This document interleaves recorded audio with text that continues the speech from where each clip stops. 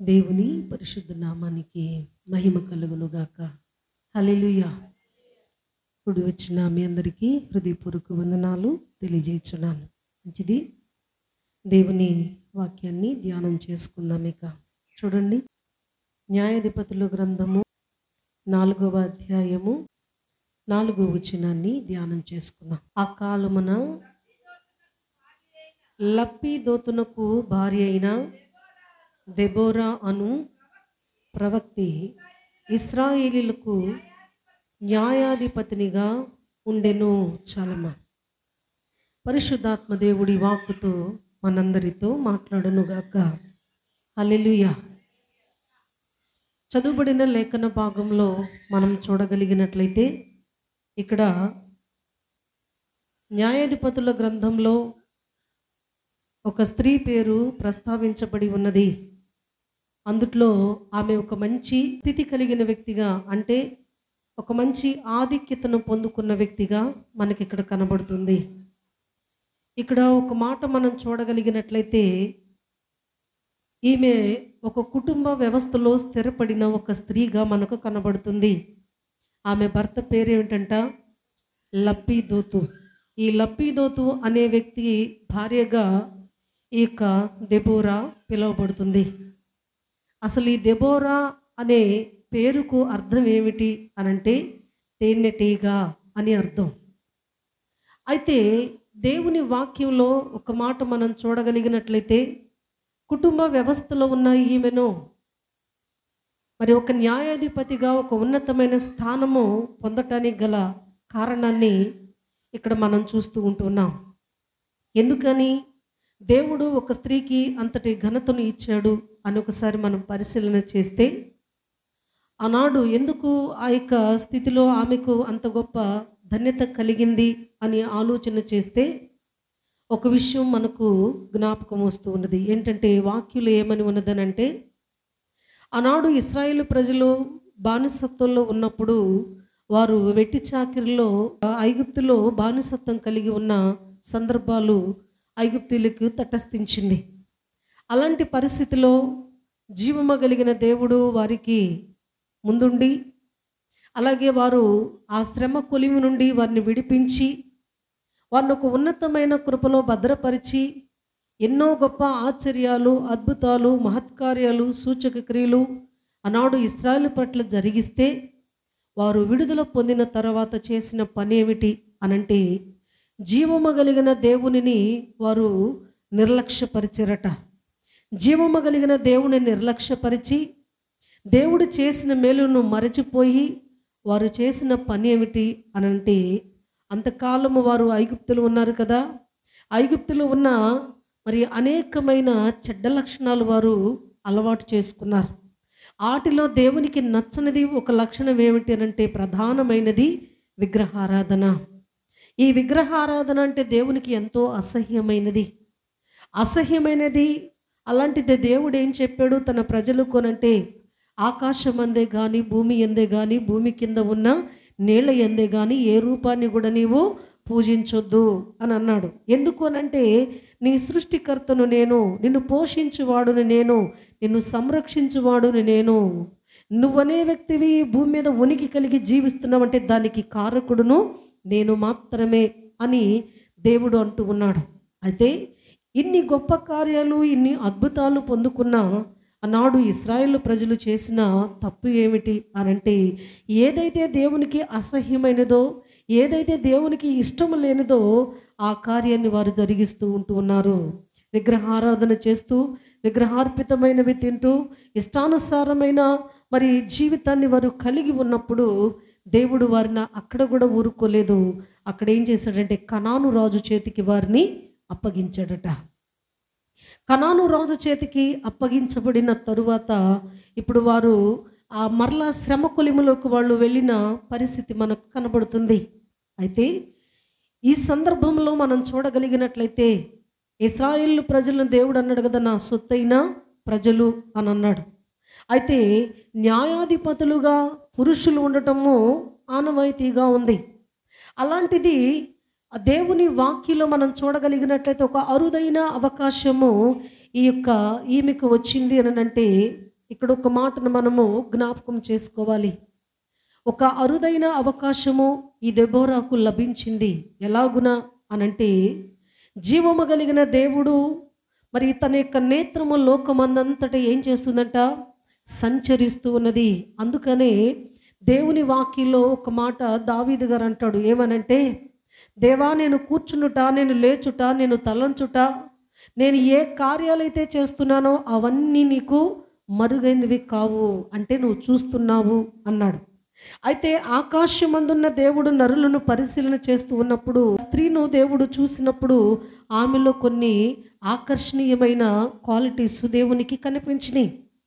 ఎందుకనంటే, ఇక్కడ ఒక మాట మనం చూడగలిగినట్లయితే, ఈ దెబోరా అనే వ్యక్తి కుటుంబాన్ని మంచిగా లీడ్ చేసుకుంటుంది. అలాగే తను యొక్క మంచి సాక్ష్యము కలిగి ఉన్నది.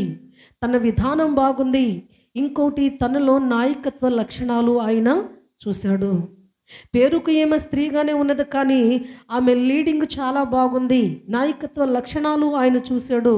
చూసిన దేవుడు ఏం చేశాడంటే, ఇశ్రాయేలీలో అందరిని కూడా ఒక పక్కన పెట్టేసేసి, పురుషులని మరి ఒక పక్కన పెట్టి, దేవుడు ఒక స్త్రీకి ఎంత గొప్ప ఆధిక్యతనిచ్చాడో ఇక్కడ మనకు కనబడుతుంది. అయితే ఒక రకంగా చెప్పాలనంటే, స్త్రీలు అనేవాళ్ళు బలహీనులు అనేది జగమెరిగిన సత్యంగా కనబడుతూ ఉన్నది. తొందరపాటు నిర్ణయాలు తీసుకునేవాళ్ళు, అలాగనే పెడత్రోవలకు వెళ్ళిపోయేవాళ్ళు, కుటుంబాలను పతనం చేసుకునేవాళ్ళు, అలాగనే జగడాలకు ముందుండేవాళ్ళు, అలాగనే అన్ని విషయాల్లో కూడా ఏ అనర్థం జరగాలన్నా కూడా అది స్త్రీ వల్లనే కలుగుతుంది అనేది ఎంత వాస్తవమో, మరొక రకమైన పరిస్థితిని మనం చూస్తే, స్త్రీ అనే వ్యక్తి ఎంతో ప్రాముఖ్యత కలిగిన వ్యక్తిగా కూడా బైబిల్ గ్రంథం సెలవిస్తున్నది. ఎందుకనంటే, జ్ఞానవంతురాలు తన ఇల్లు కట్టును, మూఢురాలు తన చేతులతో తన ఇల్లు ఓడబెరుకును అని వాక్యంలో వ్రాయబడి ఉన్నది. అంటే ఒక పురుషుడు మరి ఆధిక్యత నొందాలి, సమృద్ధి కలిగి ఉండాలి అనంటే, ఆ యొక్క ఇంటిలో ఉన్న స్త్రీ జ్ఞానవంతురాలై ఉండాలి, కుటుంబాన్ని చక్కబెట్టుకునే వ్యక్తి అయి ఉండాలి, భర్త తెచ్చిన ఆ యొక్క మరి శాలరీకి మించిన ఖర్చు చేసే వ్యక్తిగా ఉండకూడదు, భర్త సంపాదనకు మించిన ఆశలు కలిగి ఉండగలిగినట్లయితే ఆ కుటుంబము సమృద్ధిగా ఉండలేదు, ఆ కుటుంబము దీవెనకరంగా మారలేదు అనేది తెలుసుకోవాలి. ఇలాగున మరికొంతమంది స్త్రీలు కూడా వారి చేతులతో వారి ఇల్లే పాడు చేసుకున్న స్త్రీలు కూడా లేకపోలా.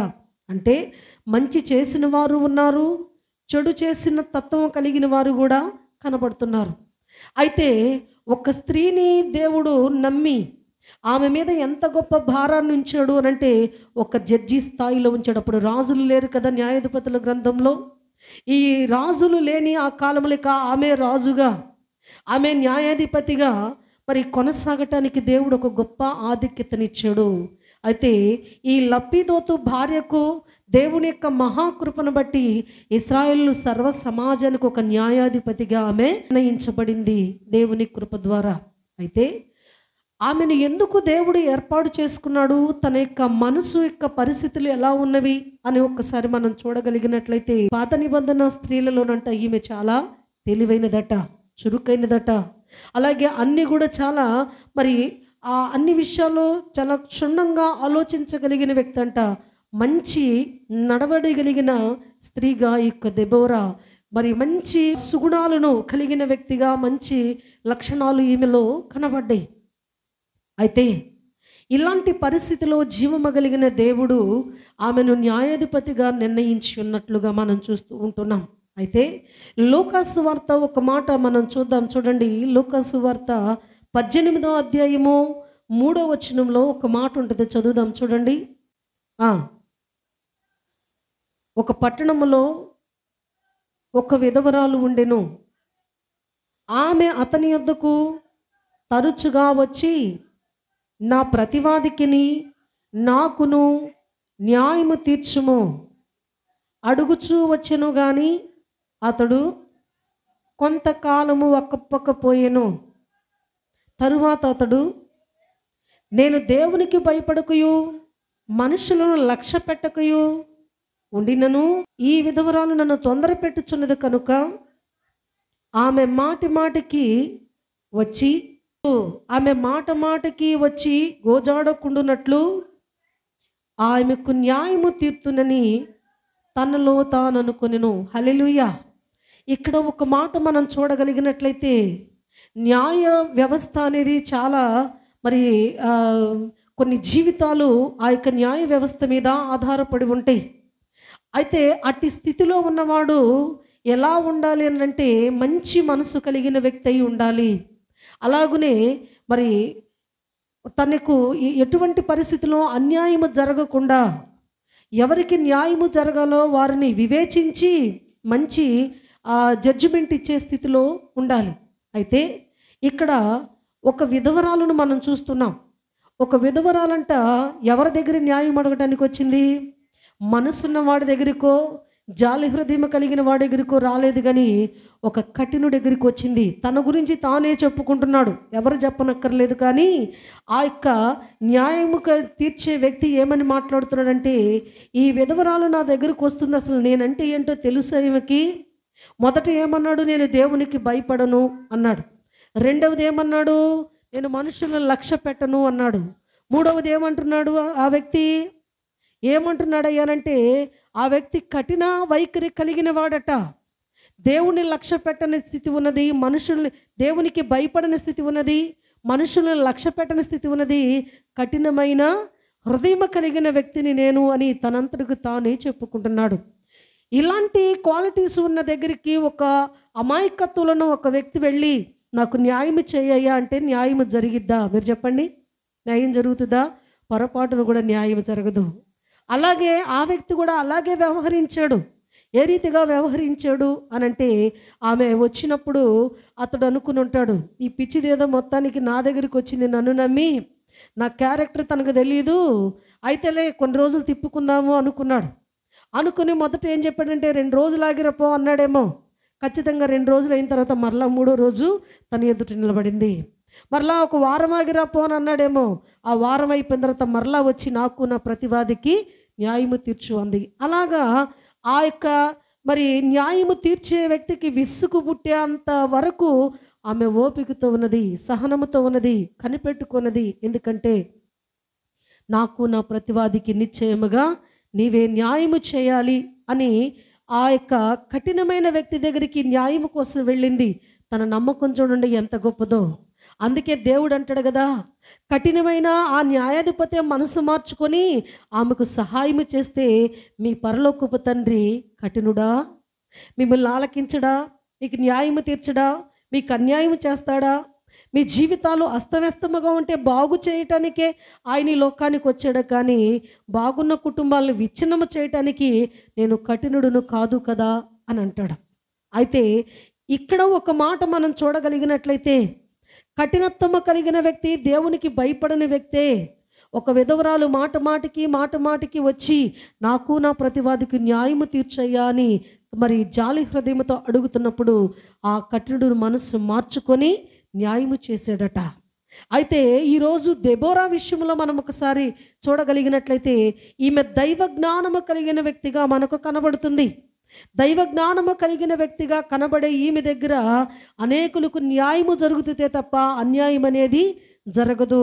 అందుకనే దేవుడు చూడండి, ఒక సామాన్యమైన గృహిణిగా ఉన్న ఈమె జీవితాన్ని అమంతంగా ఎంత గొప్ప ఆధిక్యతనిచ్చాడు అనంటే, ఇశ్రాయేలు సర్వ సమాజానికి నీవే దిక్కు అన్నంత గొప్ప స్థాయిలో ఈ దెబోరాని నిలబెడితే తను ఎలా బ్యాలెన్స్ చేసుకుంటుందో, దేవుడిచ్చిన అవకాశాలను తన సొంతానికి తీసుకోకుండా, తన సొంత నిర్ణయాలకు వాడుకోకుండా, తన స్వచిత్తములో ఉండకుండా తను ఎంత బ్యాలెన్స్గా ఆ యొక్క మరి పరిస్థితులను వ్యవహరిస్తుందో ఈనాడు ప్రతి స్త్రీలు కూడా గమనించాలి. ఈరోజు వారి కుటుంబాలు బాగుపడుతూ ఉంటాయి.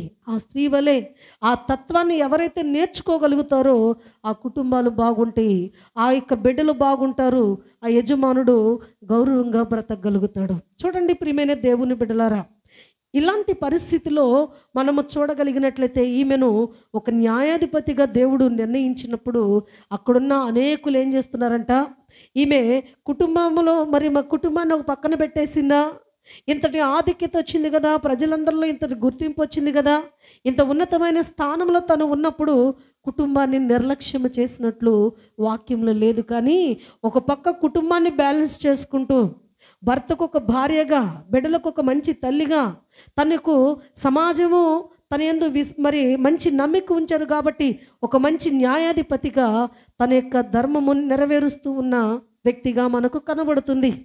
ఇలాంటి పరిస్థితుల్లోనే ఆమె ఎక్కడ కూర్చొని న్యాయము తీర్చేదనంటే ఒక సరళ వృక్షము క్రింద కూర్చొని ఆమె న్యాయము తీర్చేదట. తనకు తన యొక్క కొంతమంది గొడవతో వచ్చిన వారిని చక్కగా దైవ జ్ఞానముతో, నాకు ఇచ్చాడు కదా, నేను ఎంతో గొప్ప వ్యక్తిని, అందుకే దేవుడు నన్ను ఎన్నుకున్నాడు, నన్ను ఏర్పాటు చేసుకున్నాడని అతిశయము కానీ గర్వము కానీ ఎటువంటి పొగరు కానీ లేకుండా ఆమె ఎలా ఉన్నదనంటే సాత్వికమైన మనసు కలిగి ఆమె ఒకటే దైవ జ్ఞానముతోనే ఆమె మరి అనేకులకు న్యాయము తీర్చిందట.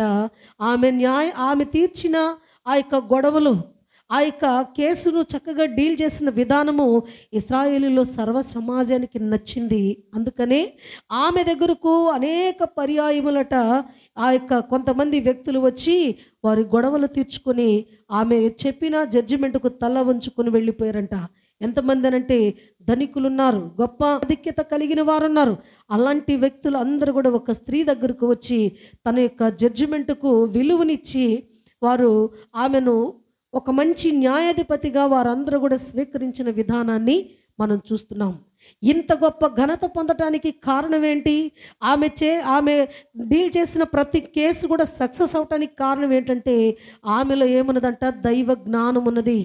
అంటే ఇద్దరు వ్యక్తులు వచ్చినప్పుడు దేవుని మీద ఆధారపడి, ప్రభువా వీళ్ళకి నేను న్యాయం తీర్చడానికి నా దగ్గరకు వచ్చారు, కానీ ఈ యొక్క స్థితిలో నిలబెట్టింది నీవు, ఈ స్థితి ఇచ్చింది నీవు, కాబట్టి అటు జ్ఞానము కూడా నాకు ఇస్తే వీళ్ళకు నేను న్యాయం చేయగలుగుతాను. నా సొంత శక్తి కానీ నా సొంత జ్ఞానము కానీ ఎటువంటి పరిస్థితిలో పని చేయకూడదు ప్రభు అని అప్పుడు కూడా దేవునికే తన హృదయాన్ని అప్పగించుకొని దేవుని దగ్గర అడిగి ఇతరులకు ఆ రీతిగా న్యాయము తీర్చుచున్నప్పుడు ఆమె ఇంకా గొప్ప ప్రసిద్ధిని పొందుకున్నట్లుగా మనం చూస్తున్నాం. మొట్టమొదటిగా తను న్యాయాధిపతిగా ఎన్నుకోబడడానికి కారణం ఏంటంటే దైవ జ్ఞానము తనలో ఉన్నట్లుగా దేవుడు గుర్తించాడు. రెండవ సందర్భంలో ఇక్కడ మనం చూడగలిగినట్లయితే, ఇక్కడ చూడండి, ఆమె ఒక ప్రవక్తని అని ఇక్కడ మనం చదువుకున్నాం. ఈ న్యాయాధిపతుల గ్రంథంలోనే ఈ క్రింద వచనములో ఇక్కడ మనం చూడగలిగినట్లయితే చూడండి, దేవుని యొక్క వాక్యంలో 4వ అధ్యాయము 6వ వచనంలో ఇక్కడ ఆమె గురించి ఏమని రాయబడి ఉందో ఒక మాట చూడండి. ఈమె ఒక ప్రవక్తనిగా ఇక్కడ మనం చూద్దాము. అయితే ఇక్కడ దేవుని యొక్క వాక్యంలో మనం చూడగలిగినట్లయితే 4వ యొక్క వచనంలో మనం చూస్తే, ఆ కాలమందు లప్పీదోతునకు భార్య అయిన దెబోరా అను ప్రవక్తిని, ఈమె ఒక ప్రవక్తనిగా ఉన్నది. ప్రవక్త అనంటే ఏమిటనంటే దేవునికి మానవునికి మధ్యవర్తిత్వం చేసేవారిని ప్రవక్త అని అంటారు. ఆనాడు యేసుక్రీస్తు వారి జనన మరణాలను ఆనాడు ప్రవక్తలు ప్రవచించిన ఆ ప్రవచనాలు యేసుక్రీస్తు జీవితంలో నెరవేర్చబడినాయి.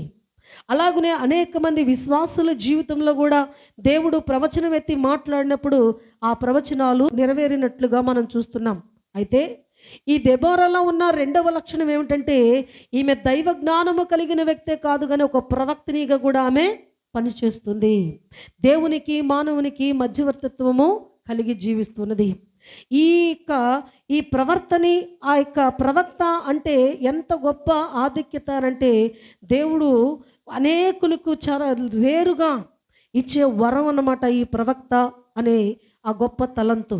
ఆయన మహాకృపను బట్టి నేను కూడా మరి దేవుని యొక్క మహాకృపను బట్టి ప్రవచించే వరాన్ని దేవుడు నాకు అనుగ్రహించాడు. ఒకానొక సందర్భంలో నా జీవితంలో జరిగిన ఒక సంఘటన మీకు చెప్తాను, వినండి. దేవుని సన్నిధిలో ప్రార్థన చేస్తూ ఉంటే కరోనా రాకమునుపే జీవము కలిగిన దేవుడు మాట్లాడాడు. ఏమనంటే, ఒక విచిత్రమైన వైరస్ అనేది వస్తూ ఉన్నది, దానికి అనేకులు హతులైపోతారు అని నా నోటుతోనే ప్రవచనం చెప్పించాడు.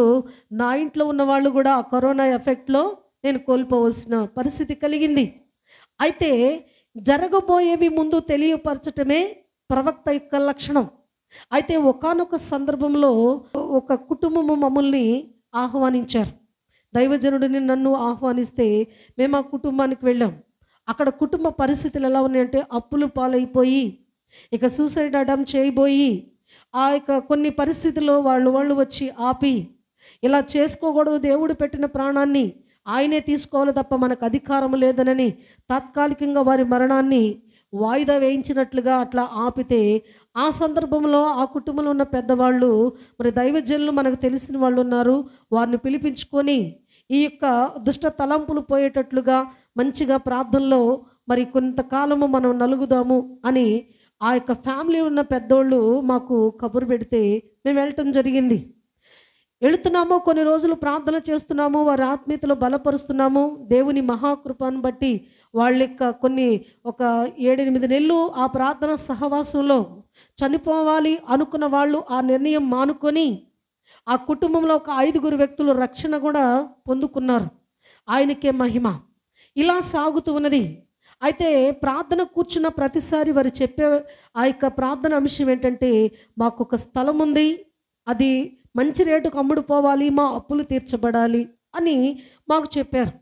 మేము కొన్ని రోజులుగా ప్రార్థన చేస్తూ ఉన్నాం, ప్రభువా వారు రక్షణ పొందుకున్నారు కానీ అప్పులు అలాగే ఉండిపోయినాయి, ఆత్మీయతలో స్థిరపడ్డారు, వాళ్ళు భౌతికంగా కూడా మంచి అభివృద్ధిలోకి రావాలంటే వారికి అప్పుల నుంచి విడుదల కలిగించు ప్రభువా అని ప్రార్థన చేస్తూ ఉంటున్నాం.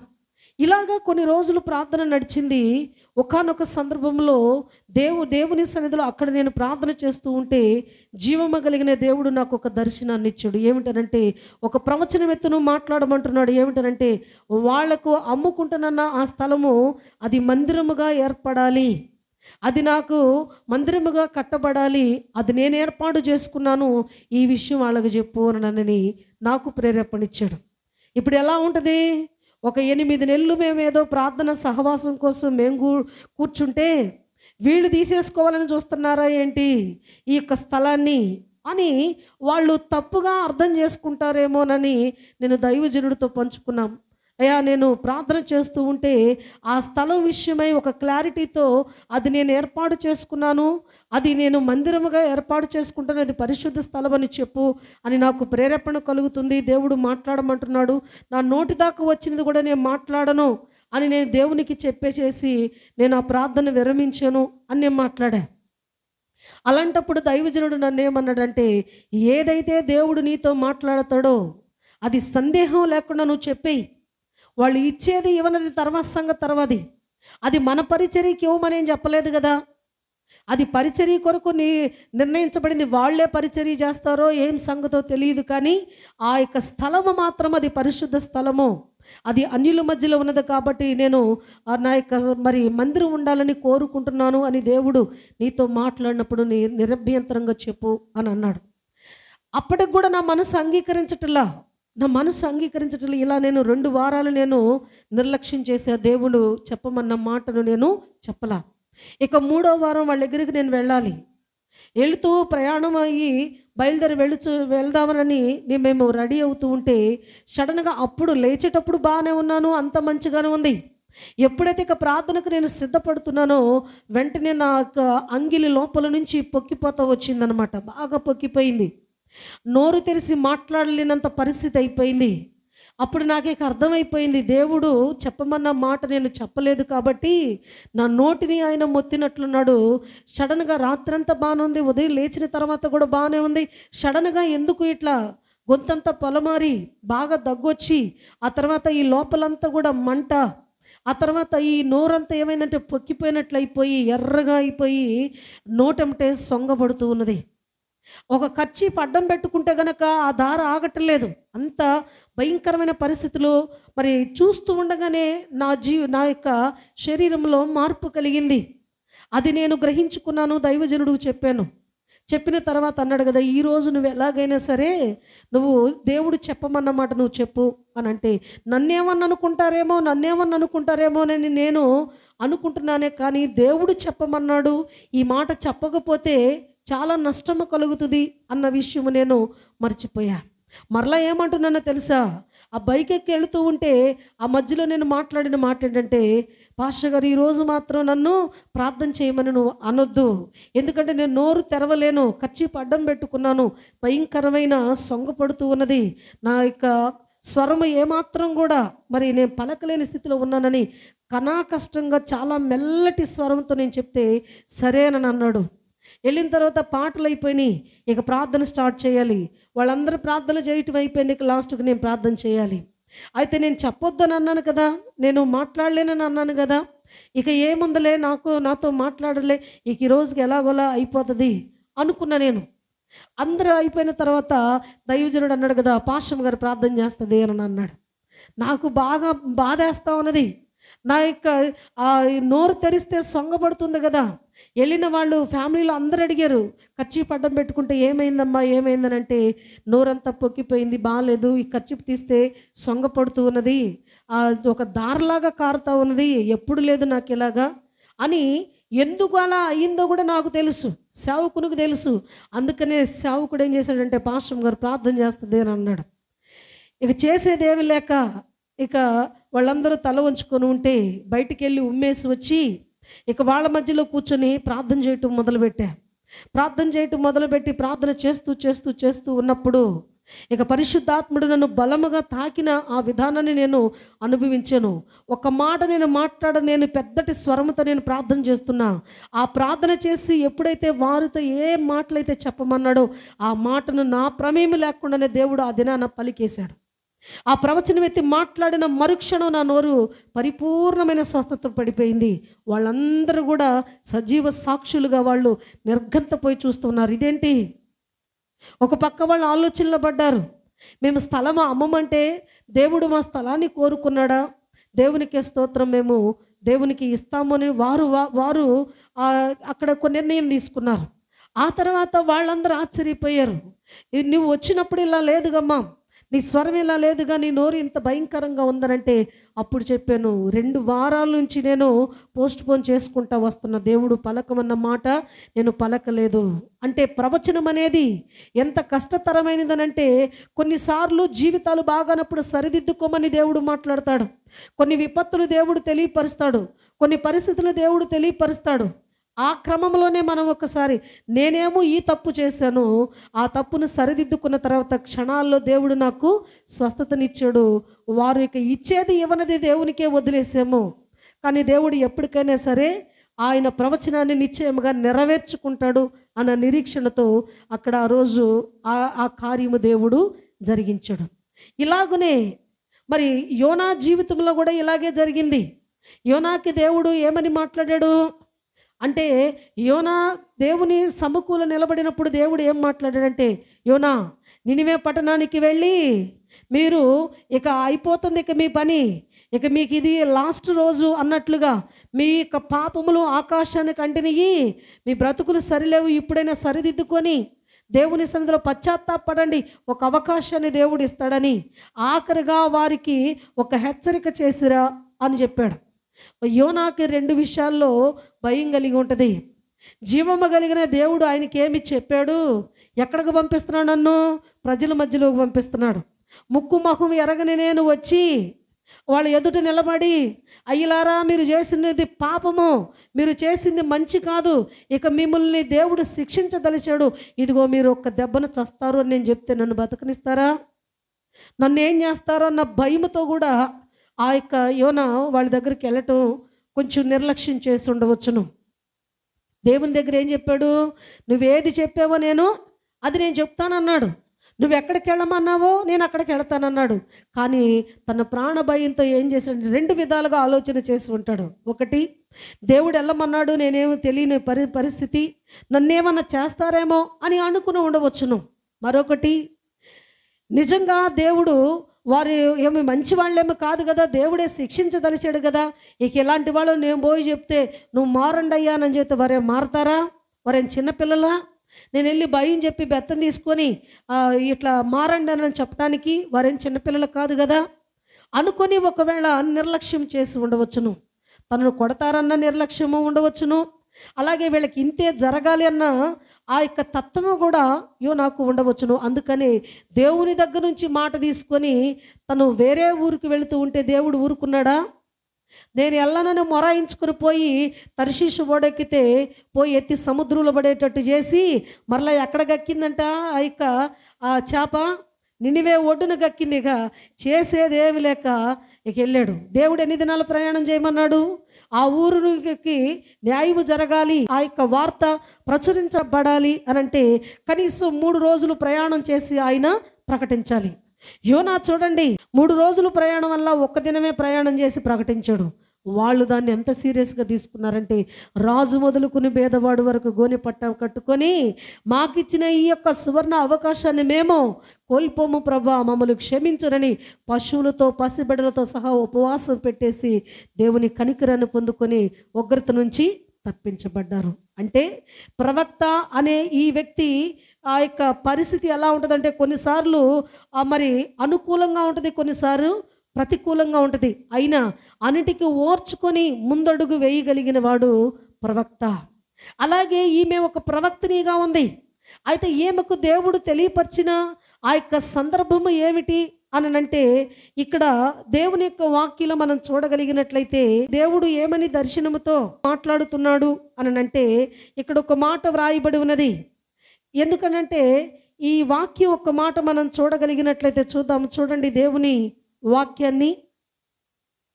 న్యాయాధిపతుల గ్రంథము 4వ అధ్యాయము 7వ వచనము ఒక మాట చూద్దాం.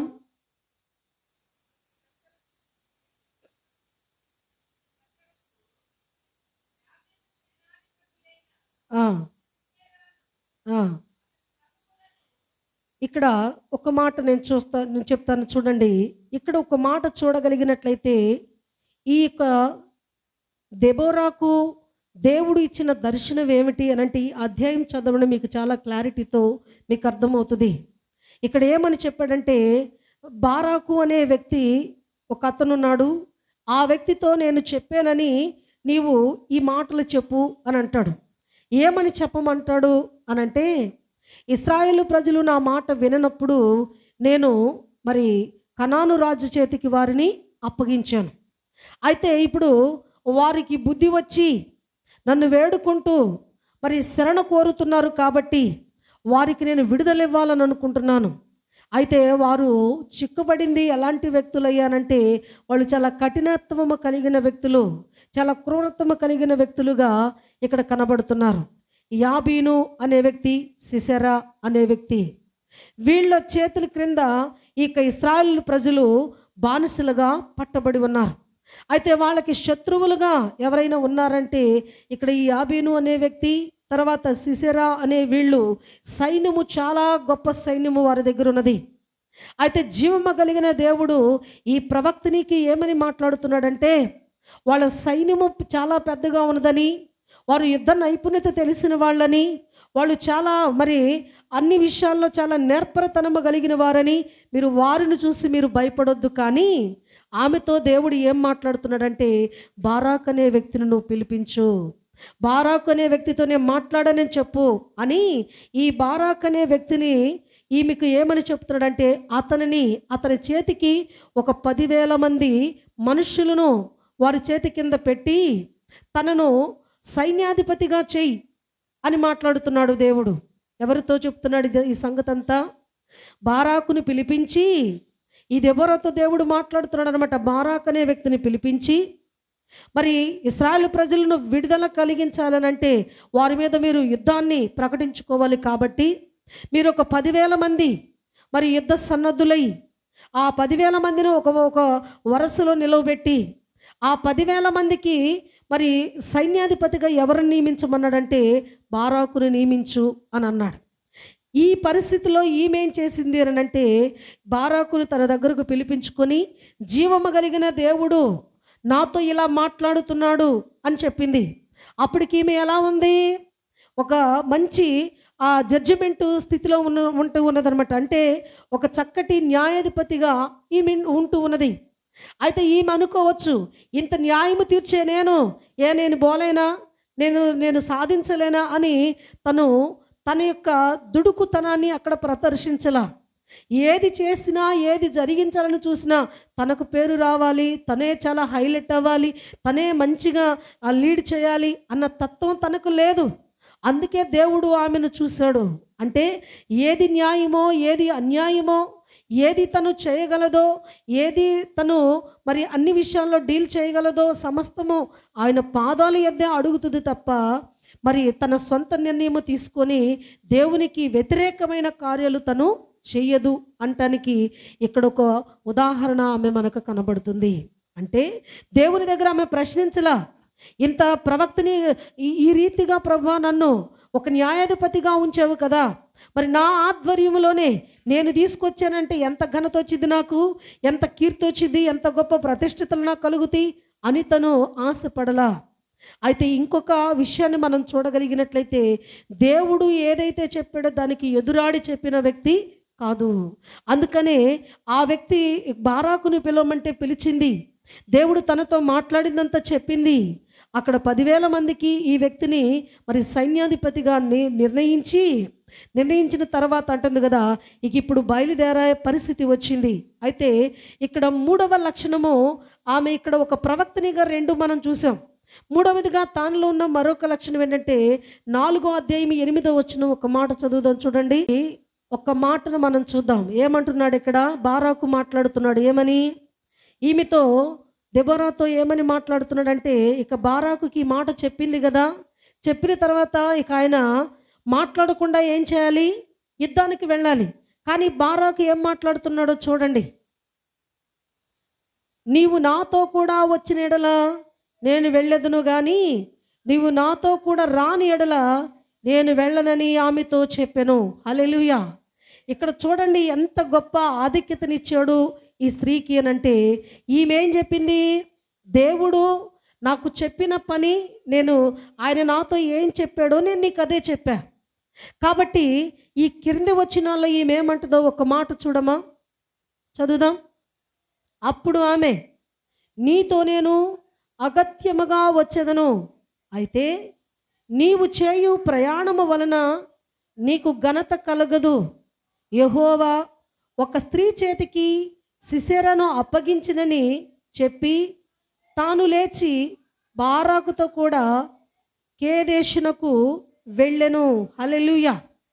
చూడండి ఎంతటి గుణలక్షణాలు కలిగిన వ్యక్తో ఈ దెబోరా.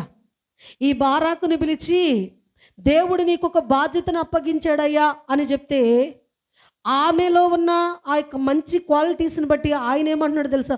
ఒక పురుషుడు అంటున్నాడు కదా, నేను వెళ్ళను, నువ్వు రాకపోతే నేను వెళ్ళను అని మాట్లాడుతున్నాడు. అప్పుడు ఆమె ఏమంటుంది? ఒక స్త్రీకి నేను గనక నీ వెంట వస్తే నీకు ఘనత రాదు. దేవుడు ఏం చెప్పాడు? నిన్ను పంపమని చెప్పాడు. నీ వెనక నేనుంటా, నేనేమి రాకుండా నేనుండను, నేను అగత్యముగా నీ వెంట వచ్చేదను. అయితే ముందుండాల్సింది ఎవరట? దేవుడు నీకు ఒక బాధ్యతను అప్పగించాడు కాబట్టి ఆ బాధ్యతలో నేను ఎంటర్ అవ్వకూడదు. వెనకుండి నేను చేయవలసిందల్లా నేను చేస్తాను, హార్డ్ వర్క్ అంతా నేను చేస్తాను, దేవుడు నేను నిలబెట్టాడు కాబట్టి ఆ ఘనత మొత్తం నువ్వు తీసుకో అని మాట్లాడుతుంది. చూడండి ఇక్కడ ఎంత సమర్పణ కలిగిన వ్యక్తో. దేవుడు తనకు చెప్పిన మాటలను అంత మంచి క్యాడర్లో ఉండి కూడా ఈ చిన్న విషయంలో ఈ వీళ్ళని బానిసత్వం నుంచి నడిపించుకున్నట్లయితే ఆ గొప్ప ఖ్యాతి, ఆ గొప్ప ఘనత నాకు వస్తుంది కదా అని స్వార్థమతో ఆలోచించిన వ్యక్తి కాదు. దేవుడు ఏదైతే చెప్పాడో అదే చేసింది. ఆఖరికి ఇక్కడ ఈ వ్యక్తి అంటాడు కదా, నువ్వు వస్తేనే నేను వెళ్తాను అని అంటాడు. అంటే ఈమెలో ధైర్యము, ఈమెలో ఆ యొక్క ధైర్య సాహసాలు లేకపోతే ఒక పురుషుడు ఏమంటాడు తెలుసా? నువ్వు వస్తేనే నేను ముందుకు అడుగేస్తాను అని అంటే ఈమెకు యుద్ధ నైపుణ్యత, యుద్ధము యొక్క ఆ పరిస్థితులు కూడా ఈమె చాలా నేర్చుకుని ఉండవచ్చును. అయితే ఈమె నిజముగా దేవుని యొక్క మహాకృపను బట్టి అక్కడికి వెళ్ళటం అనేది జరుగుతున్నది. ఎందుకనంటే ఒక్క మాట మనము జ్ఞాపకం చేసుకోవాలి. ఈరోజు ఆయన పరిశుద్ధ సన్నిధిలో ఎందుకు ఈమెకింత ధైర్యము కలిగింది అని అంటే ఒక మాట మనం చూద్దాం. చూడండి, ఏబు గ్రంథము 4వ అధ్యాయము 6వ వచనం ఒక మాట చూద్దాం. నీ భక్తి నీకు ధైర్యము పుట్టించదా అని మాట్లాడుతున్నాడు. అంటే ఈరోజు దెబోరాలో ఇంత ధైర్య సాహసాలు ఎక్కడి నుంచి వచ్చినాయి అనంటే ఆమె దేవుని పట్ల కలిగి ఉన్న భయము, దేవుని పట్ల కలిగి ఉన్న భక్తి తనకు ధైర్యాన్ని పుట్టించింది. ఈరోజు ఆయన పరిశుద్ధ సన్నిధిలో దేవుని యందు విశ్వాసం ఉంచిన ప్రతి ఒక్కరు కూడా కొన్ని భయంకరమైన పరిస్థితులు నీకు ఎదురైనప్పుడు, కుటుంబంలో అలజడులు రేగినప్పుడు, అలాగనే ఇతరులతో నీవు నీ కన్నీటి గాథను పంచుకున్నా కానీ 1 రోజు వింటారు, 2 రోజులు వింటారు, ఇక వీళ్ళ జీవితం ఇంతే, వీళ్ళలో మార్పు అనేది కలగదని నీ గురించి నలుగురికి చాటి చెప్తారు. అప్పుడు నిన్ను ఏం చేస్తారంటే, నువ్వు ఒక పనికిరాని వ్యక్తిగా 4 విషయాలు కూడా నువ్వు డీల్ చేసుకోలేని పిరికి పందగా నిన్ను ఆ గాడికి కట్టేస్తూ ఉంటారు. కానీ దేవుని ఎదుట నువ్వు ఒక్కసారి ఆలోచన చేయాలి. ప్రభా, నా యొక్క జీవితంలో నేను భక్తి జీవితం కలిగి ఉన్నాను కాబట్టి నా భక్తి నాకు ధైర్యము పుట్టించాలి. నేను నిజముగా నిన్ను బట్టి నేను ధైర్యం కలిగి ఉన్నాను. ఎన్ని ఒడిదుడుకులు వచ్చినా, ఎన్ని కష్ట నష్టాలు నాకు ఎదురైనా, ఎన్ని పరిస్థితులు నేను ఎదుర్కొన్నా, కానీ ఎందుకంటే నాకు నేర్పించిన భక్తి అలాంటిది. నేను కలిగి ఉన్న దేవుడు నువ్వు సర్వశక్తిమంతుడివి. అందుకే దేవుడు అన్నాడు కదా, మీరు శోధనలో ప్రవేశించుకున్నట్లుగా ఏం చేయమన్నాడు ఆయన? మెళుకువగలిగి ప్రార్థన చెయ్యి అని అన్నాడు. మీరు శోధనలో ఉన్నప్పుడు దేవుణ్ణి సహాయాన్ని కోరినప్పుడు ఆయన ఏమంటే, మీరు శోధన నుంచి తప్పించే మార్గాన్ని నేనే మీకు చూపిస్తానన్నాడు. ప్రార్థన చేయమన్నాడు, ఆ తప్పుకునే మార్గాన్ని కూడా ఆయనే చూపిస్తానన్నాడు. కానీ మనుషుల యొక్క సైకాలజీ ఎలా ఉండదంటే రివర్స్ అనమాట. దేవా, నన్ను పగబట్టేవా? దేవా, నా జీవితంతో ఆడుకుంటున్నావా? ఎందుకయ్యా నన్ను ఇలా చేస్తావంటే ఆయన ఏమంటాడు తెలుసా? నువ్వు ప్రార్థన చేయి. నువ్వు ప్రార్థన చేస్తే శోధనలు పోతాయి అన్నాడు. నువ్వు శ్రమలో మొరపెడితే ఆ శ్రమ నుంచి ఎలా విడుదల పొందాలో నేను ఒక మార్గాన్ని నేనే చూపిస్తాను అని మాట్లాడుతున్నాడు. అంటే ఇక్కడ భక్తి లోపించడం వలన దేవుణ్ణి మనం అపార్థం చేసుకునే పరిస్థితి కూడా ఉన్నది. అందుకని ఈ దెబోరా ఏం చేస్తుంది అని అంటే, దేవుడికి తన చెప్పిన విధముగా బారాకుకు చెప్పినప్పుడు అతను యుద్ధానికి పురుగొల్పుతుంది. నీతో మాట్లాడింది ఎవరో తెలుసా? నువ్వు పిరికితనముతో నా సహాయాన్ని కోరుతున్నావు, కానీ నీలో ఒక ధైర్యవంతుడిని చూశాడు దేవుడు. నీలో ఒక మంచి నైపుణ్యత కలిగిన వ్యక్తిగా నిన్ను మార్చాలనుకుంటున్నాడు దేవుడు. నీకు ఈ విషయంలో గొప్ప పేరు ఘనత రావాలని దేవుడు కోరుకుంటున్నాడు. మరి ఆ ఘనత పేరు నాకు ఆపాదిస్తే ఏమైనా బాగుంటుందా? ఒక్కసారి నువ్వు ఆలోచించనని పిరికితనముతో భయముతో వెనుకంజి వేసిన ఈ బారాకుకు ఒక మంచి ప్రోత్సాహకరమైన ఒక మంచి మాటలు చెప్తుంది. దేనిని బట్టి? తను కలిగి ఉన్న ధైర్యము, భక్తి నేర్పించిన విధానాన్ని బట్టి ఆ యొక్క పురుషుడికి ధైర్యాన్ని నేర్పి ఆ యొక్క సైన్యాన్ని మోహరించడానికి సమస్తము సిద్ధము చేసిన విధానాన్ని మనం చూస్తున్నాం. ఎందుకంటే ఈమెలో ఆ ధైర్యం ఎక్కడి నుంచి వచ్చిందనంటే ఆమె భక్తి ఆమెకు ధైర్యాన్ని పుట్టించింది. మరి ఈరోజు భక్తి జీవితం చేస్తున్న నీవు మరి అలాంటి ధైర్య సాహసాలు నీలో ఉన్నాయా? దేవుడు ఏమన్నాడంటే, పిరికివారు నా వారు కాదు అని అన్నాడు. దేనినైనా ఎదిరించే తత్వం కలిగి ఉండాలి. దేనినైనా అపవాది శక్తులు లయపరచాలంటే నీకు ధైర్యం అవసరము. అందుకనే దేవుని వాక్యలో ఒక మాట ఉంది. సామెతల గ్రంథం 28వ అధ్యాయం 1వ వచనంలో ఒక మాట ఉంది, చదువుతారా? ఎవడును తరుముకుండానే దుష్టుడు పారిపోవును, నీతిమంతులు సింహము వలె ధైర్యముగా నుందురు. ఇక్కడ చూడండి, దేవుని వాక్యంలో దేవుడు తన బిడ్డలకు ఇచ్చిన ఒక గొప్ప ఆధిక్యత ఏమిటనంటే, ఎవడును తరుముకుండానే అపవాది మీ యొద్ద నుండి పారిపోవును అని అంటే, ఇప్పుడు మనుషులను తరుముతుంది ఎవరంట? దుష్టుడు తరుముతున్నాడు. ఈనాడు పిల్లల మొదలుకొని పెద్దవాళ్ళ వరకు కూడా నేత్రాశ అంటే ఏంటో తెలుసా? నేత్రాశ అంటే లోకంలో ఉన్న వాటన్నిటినీ చెడును ఆకర్షించుకొని ఈ నేత్రాలతో చేసే పాపాన్నే నేత్రాశ అని అంటారు. ఈనాడు అనేకులు సెల్ ఫోన్ అనే నేత్రాశలో పడిపోయి ఈరోజు మరి వారి జీవితంలో సినిమాలు సీరియల్ అనే నేత్రాశలో పడిపోయి చాలామంది నేను చూస్తున్నా. వాళ్ళు భక్తి పరులే, మందిరాలకు వస్తున్నారు, ఆరాధన చేస్తున్నారు, సంస్కార ఆరాధన తీసుకుంటున్నారు, బ్రహ్మాండంగా పాటలు పాడుతున్నారు, మంచి వాక్యాలు చదువుతున్నారు. సినిమాలు కానీ సీరియల్ కానీ ఏది కూడా వారి దినచర్యలో ఆ యొక్క ఎంటర్టైన్మెంట్ మాత్రం మానుకోలా. కానీ దేవుడు ఏమంటాడంటే, నువ్వు లోకము నుంచి నువ్వు ఖాళీ అయిపోవాలి. లోకము నీ జీవితంలో నింపేసుకొని ప్రభువా ప్రభువా ప్రభువా అనేవాళ్ళు వీళ్ళంతా భజన బ్యాచ్ అని అన్నాడు. ఒకటే మాట, వీళ్ళు భజనకే పనికి వస్తారు తప్ప వీళ్ళలో ఆత్మీయత లేదు. కానీ దేవుని సన్నిధిలో ఎలా ఉండాలని కోరుకుంటున్నాడు అని అంటే, లోకానికి నీవు మాదిరి చూపించాలి. ఇంకా లోకానుసారులకి నీకు తేడా ఏముంది? నువ్వు సినిమాలు చూస్తా, షికార్లు కొడుతూ, నువ్వు సీరియల్ చూస్తా, నీ ఇష్టానుసారమైన చెడంతా కూడా నీవు నింపేసుకుంటూ వారంలో ఒకరోజు వచ్చి ప్రభువా ప్రభువా ప్రభు అంటే ఆయన ఏమంటాడు తెలుసా? వేషధారి. పేరేం పెడతాడు ఆయన? వేషధారి. ఏమి నటిస్తున్నావు నువ్వు? మనుషులు నమ్మించవచ్చేమో కానీ నన్ను నువ్వు నమ్మించలేవు. అందుకని వీళ్ళందరిని కూడా ఒక క్యాడర్లో పెట్టేసారు. ఏంటంటే వాళ్ళు వేషధారులు అనని. దేవుని కొరకు నువ్వు సమర్పణ కలిగిన జీవితం ఏది నీలో? ఈరోజు అందుకని జీవము కలిగిన దేవుడు నీతో మాట్లాడుతున్నాడు. ఉంటే వెచ్చగానైనా ఉండు, లేకపోతే చల్లగానైనా ఉండు, నులివెచ్చని జీవితం నాకు అసహ్యము అని అన్నాడు. ఈనాడు సేవకులు కూడా సీరియల్ చూస్తున్నారట, సేవకులు కూడా సినిమాలకి ఇదైపోయారట. ఎందుకు అలాంటి పరిస్థితికి ఎందుకు వచ్చేసారంటే నేత్రాశను వారు జయించలేకపోతున్నారు. నేత్రాశ అనే పాపంలో వారు చిక్కుబడిపోయారు. కాబట్టి వారు నేత్రాశే గదలే, ఈ చిన్న తప్పే గదలే, ఈ చిన్న పాపమే గదలే అని అనుకుంటే, అలాంటి నీవే మరి ఇతరులకు మాదిరి ఇవ్వవలసిన నీవే ఆ స్థితిలో పడిపోతే నువ్వు ఇంకేం నేర్పగలుగుతావు నీ సంఘానికి? నువ్వేమి హెచ్చరిక చేయగలుగుతావు? ఏమి దిద్దుబాటు చేయగలుగుతావు? ఈ సంఘాన్ని రేపు వధువైన సంఘముగా ఎలా తీర్చబడుతూ ఉంటావు? రేపు సార్వత్రిక సంఘంలో నువ్వు ఎంతమందిని నువ్వు తీసుకొచ్చి కలపగలుగుతూ ఉంటావు? ఒకసారి ఆలోచించాలి. అందుకనే ప్రియమైన దేవుని బిడ్డలారా, ప్రతి ఒక్కరు కూడా నోటిని శుభ్రపరచుకోవాలి, ఆలోచనలు శుభ్రపరచుకోవాలి, అంతరంగాన్ని శుభ్రపరచుకోవాలి. అందుకనే దావీదు గారు అంటాడు కదా, నా ప్రాణమా యెహోవాను సన్నిధించుము, నా అంతరంగంలో సమస్తమా ఆయన పరిశుద్ధ నామమును సన్నిధించుము, ఆయనను స్తుతించుము, ఆయన నామమునే ఘనపరచుము అని మాట్లాడుతున్నాడు. ఎందుకంటే ఆయనకు తప్ప మన జీవితంలో మరొక మరి దేనికి కూడా తావు ఉండకూడదు. అందుకనే ఆయన అంటున్నాడు కదా, మీరు సింహాల వలె ఉండాలి అని అనుకుంటే దుష్టుడు మిమ్మల్ని తరుముతుంటే పారిపోతున్నారు, దుష్టుడు తరుముతుంటే మీరు చేతగాని వారిలాగా చిక్కుబడిపోతున్నారు. అయితే మీరు ఎదిరించాలి. ఎలా ఉండాలంట? అడవికి సింహము రారాజుగా ఉన్నది. ఆ రారాజుగున్న ఆ పిల్లలు కుక్కను చూసి భయపడతాయా? భయపడితే నిజంగా సింహపు పిల్లలు కావవి. అయితే ఎప్పుడైతే అవి దాని యొక్క తీరును ప్రదర్శించిద్దో అక్కడున్న జంతువులన్నీ కూడా పారిపోయే తత్వం కలిగి ఉంటుంది. అలాగే దేవుని యందు విశ్వాసం ఉంచిన నీతిమంతులు అనబడిన వారు సింహముల వలె వారు ధైర్యము కలిగి ఉంటారట. వారు అపవాదిని గద్దించక తలికినే నీ సాలికి కూడా రాకుండా వాడు పారిపోతాడంట. అంత గొప్ప కృపను దేవుడు ఇచ్చినట్లుగా చూస్తూ ఉంటున్నాం. ఇలాగున మనం చూడగలిగినట్లయితే పరిస్థితులు ఏదైనా కానీ నీ భక్తి నీకు ఏం నేర్పించాలంటే ధైర్యాన్ని పుట్టించాలి. సమయాలు గ్రంథంలో మనము చదవనక్కలో చెప్తా వినండి.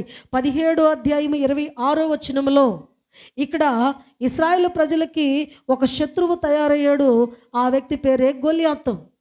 అయితే దావీదు అనే వ్యక్తి ఎంటర్ కాక మునుపు గొల్యాతు ప్రగల్భాలు, తను నడిచిన విధానము ఆ యొక్క ఇశ్రాయేలు ప్రజలందరూ గుండెలు జారిపడేట్లుగా అక్కడ పరిస్థితి కనబడుతుంది.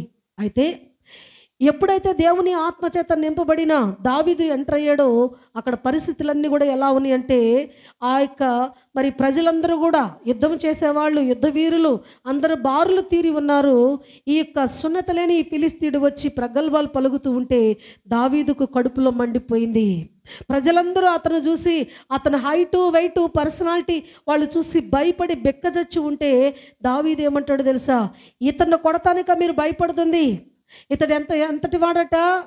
ఈరోజు సున్నత లేని ఫిలిస్తీయుడు ఎంతటి వాడు, సున్నత లేని ఫిలిస్తీయుడు ఎంతటి వాడు అని అంటాడు కదా.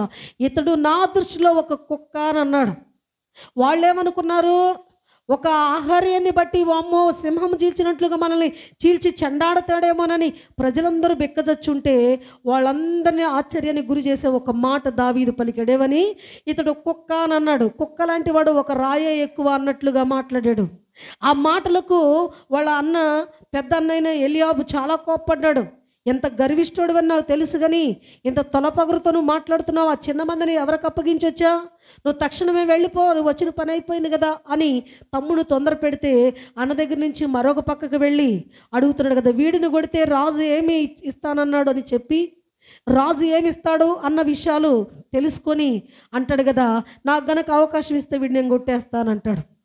అందరూ కూడా ఆశ్చర్యపోతున్నాడు. మనిషి ఏమో చిన్నవాడే, అందుకని నువ్వు బాలుడివి అని అక్కడ ప్రస్తావిస్తారు దావీదు గారిని. నువ్వు మనిషి చూస్తే చిన్నవాడివి, అతను చూస్తే 6 మూరల జానుడెత్తి కలిగిన వాడు అని దావీదునంటే అంటాడు కదా. అతనికి సున్నత లేదు కదా సార్, సున్నత లేని ఈ ఫిలిస్తీయుడు నేను కొడతా, ఎందుకంటే నన్ను నమ్మండి, ఎందుకనంటే దేవుడు తప్ప నాకు వేరొక లోకము లేదు. ఆ మందను తీసుకుని వెళ్తాను, నా దేవుడిని నేను మహిమపరుచుకుంటాను, ఆరాధించుకుంటాను, ఘనపరుచుకుంటాను. ఆయన స్తుతి, ఆయన కీర్తన తప్ప నాకు వేరొక ధ్యాస లేదు. ఆయనే బ్రతుకుగా జీవించాను నా జీవితం. అయితే ఇలాంటి పరిస్థితిలో ఆ మందను మేపుతున్నప్పుడు ఒకానొక సమయంలో ఆ మందను తీసుకుని మందలో ఒక మరి గొర్రెని తీసుకుని వెళ్ళటానికి ఒక సింహము వచ్చింది. ఆ సింహము గడ్డం పట్టుకుని నన్ను చీల్చివేసి ఆ గొర్రె పిల్లని నేను తెచ్చేసుకున్నాను. మరొక సందర్భంలో ఎలుగుబంటి వచ్చింది.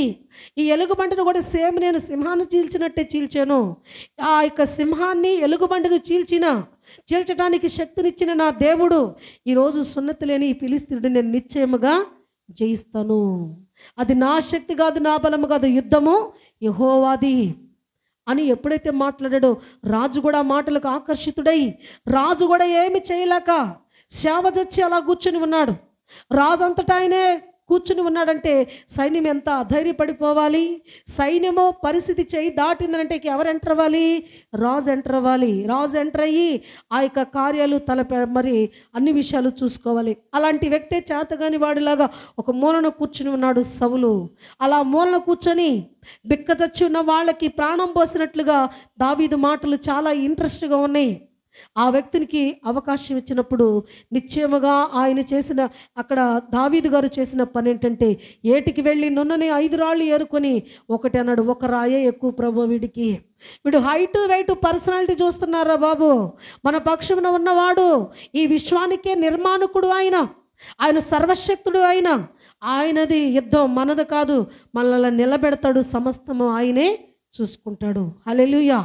అంత చిన్న వయసులో ఉన్న దావీదుకి అంత ఘన విజయాన్ని ఇచ్చాడనంటే అప్పుడు ఆ ఒక్క వ్యక్తి ఎన్ని వేల మంది శత్రువుతో సమానుడంట?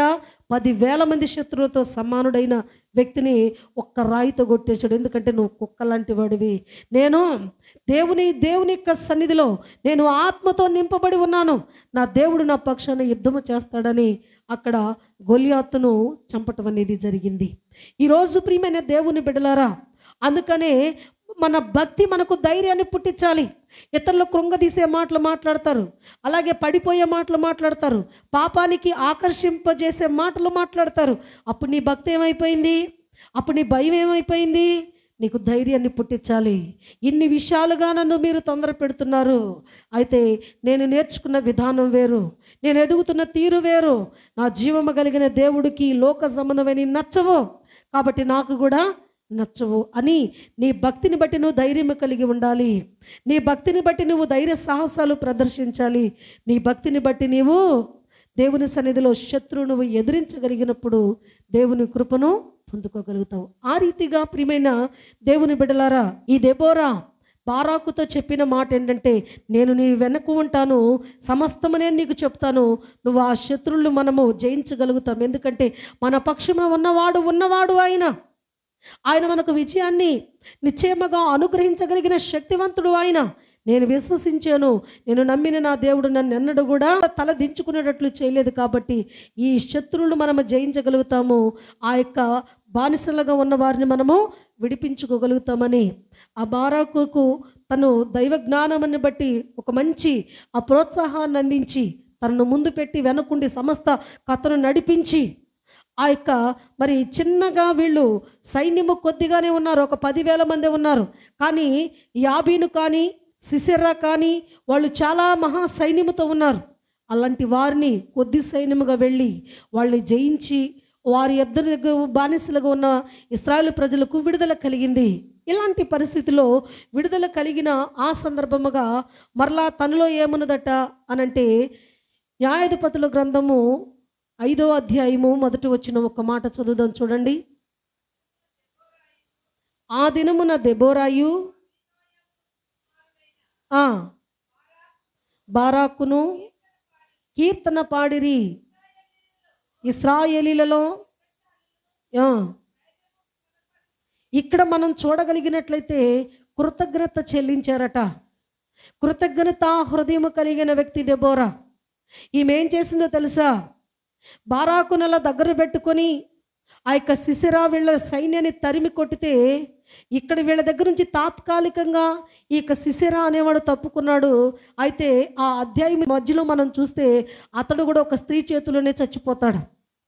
అయితే ప్రియమైన దేవుని బిడ్డలారా, వీళ్ళకి ప్రధాన శత్రువులుగా ఉన్న వారిని మరి వారు హతమార్చి ఇశ్రాయేలు ప్రజలు బానిసలుగా ఉన్న వారి చేతి నుంచి విడుదల కలిగించిన తర్వాత వీళ్ళ హృదయాలు ఎలా నింపేసుకుందో తెలుసా? అప్పుడు మాట్లాడుతుంది సర్వ సమాజముతో. ఏమనంటే, జీవము కలిగిన దేవుడు మీరు ఇక్కడికి వస్తారనని మీరు ఊహించలేదు. అయితే దేవుని మాట మీరు వినలేదు కాబట్టి మీకు శ్రమను ఆపాదించాడు. ఎప్పుడైతే ఆయన శరణు మీరు కోరుకున్నారో దేవుడు ఘన విజయాన్ని ఇచ్చి అంతటి సైన్యాన్ని ఓడించి హతమార్చి హతులుగా చేసి మిమ్మల్ని సజీవులుగా దేవుడు మిమ్మల్ని నిలబెట్టాడు. కాబట్టి మీ యొక్క జీవితాల్లో ఎన్నడూ కూడా విగ్రహారాధన ఉండకూడదు, అలాగనే దేవునికి అవిధేయమైన పనులు మీరు చేయకూడదు అని వారికి కొన్ని విషయాల్లో వాళ్ళకి అవగాహన కలిగించి దేవుడు చేసిన మేలులన్నిటినీ తలంచుకుంటూ ఒక క్రొత్త కీర్తన ఎత్తి పాడి దేవునిని ఘనపరిచిన విధానాన్ని ఇక్కడ మనం చూస్తూ ఉంటున్నాం. ప్రియమైన దేవుని బిడ్డలారా, దేవుని యొక్క వాక్యంలో ఇక్కడ మనం చూడగలిగినట్లయితే ఒక సామాన్య గృహిణిగా ఉన్న ఈమె జీవితంలో కొన్ని అసాధారణమైన కార్యాలు చేయడానికి గల కారణం ఏంటంటే ఆయన నరులను పరిశీలన చేస్తూ ఉన్నాడు. ఎవరిని ఏ రీతిగా వాడనయ్యున్నాడో ఆయనకే తెలుసు. అయితే ఈరోజు ఒక సామాన్యమైన ఈ స్త్రీకి ఇంతటి ఘనతనిచ్చాడంటే ఆమెలో ఉన్న మంచి క్వాలిటీస్ ఏంటంట? మొట్టమొదటిగా ఆమెలో ఉన్న మంచి లక్షణం ఏంటంటే దైవ ఆత్మ కలిగిన వ్యక్తి. అంటే మంచి ప్రార్థనా పరురాలుగా ఈమె తన కుటుంబంలో కనబడింది. ఈ ప్రార్థన వలన ఆమె యందు దేవుడు ఒక గొప్ప ప్రణాళికనే ఏర్పాటు చేశాడు. అట్టి ప్రార్థన జీవితం ఎప్పుడైతే కలిగి ఉన్నదో కుటుంబానికి మంచి పేరు సంపాదించుకుంది. తర్వాత దేవుడు ఆమెను చూసి ఆమెకు ఒక బాధ్యత అప్పగించినప్పుడు ఇది నేను చేయను, నా వల్ల కాదు అని వెనకంజ వేసిన వ్యక్తి కాదు. కాబట్టి ఈరోజు ఈ యొక్క దెబోరాలో ఉన్న మంచి లక్షణాలను మనం చూడగలిగినట్టయితే, ఒకటి, ఆమె దైవ జ్ఞానము కలిగిన వ్యక్తిగా మనకు కనబడుతుంది. రెండవదిగా ఈమె యొక్క ప్రవక్తనిగా కనబడుతున్నది. మూడవదిగా ఈమె యొక్క ధైర్య సాహసాలు కలిగిన వ్యక్తిగా కనబడుతున్నది. నాలుగవదిగా మనం చూడగలిగినట్లయితే ఒక మంచి తల్లిగా, అలాగే దేవుడు తనకు అప్పగించిన ఇశ్రాయేలు సర్వ సమాజాన్ని ఒక క్రమశిక్షణలో నడిపించిన ఒక తల్లి బాధ్యతను పట్టుకొని పెడత్రోవలోకి అవిధేయమైన స్థితిలోకి వెళ్ళిపోయిన వాళ్ళందరినీ సమకూర్చి జీవము కలిగిన దేవుణ్ణి పరిచయం చేసి దేవుని ఎదుట ఇలా ప్రవర్తించాలి, ఇలా జీవించాలి, ఇలా మనం నడుచుకోవాలని ఒక మంచి జ్ఞానము నేర్పిన ఒక తల్లి స్థానంలో ఈమె కనబడుతుంది. అయితే ఈమె నుంచి దేవుడు ఏం నేర్పించాలనుకుంటున్నాడు అనంటే, ఒక చక్కటి జ్ఞానము కలిగి భయభక్తులు కలిగి దేవుని యందు మంచి భక్తిని నేర్చుకోగలిగినట్లయితే నిన్ను కుటుంబపరముగాను దీవిస్తాడు. అలాగనే సమాజానికి దెబోరా లాంటి స్త్రీలు కావాలి, సమాజానికి కావాలి, సంఘాలకు కావాలి, కుటుంబాలకు కావాలి. ఇలాంటి స్త్రీలుగా ఎప్పుడైతే ఉండగలుగుతారో ఆ కుటుంబాలు దీవెనకరముగాను, ఆ సమాజం ఆశీర్వాదకరముగాను దేవుడు దీవించి తన సర్వ సమృద్ధిలో ప్రతి ఒక్క స్త్రీని దేవుడు ఎందు నిమిత్తమైతే ఏర్పాటు చేసుకున్నాడో ఆయన చిత్తములో ప్రతి ఒక్కరూ కూడా ఈ దెబోరా వలె శిరస్సు వంచి భక్తి జీవితంలో కొనసాగి దేవుని ప్రణాళికలో గొప్ప కృపలో దేవుడు వాడునట్లుగా అనేకులు దేవుడు స్థిరపరిచి బలపరచునుగాక. ఆమేన్.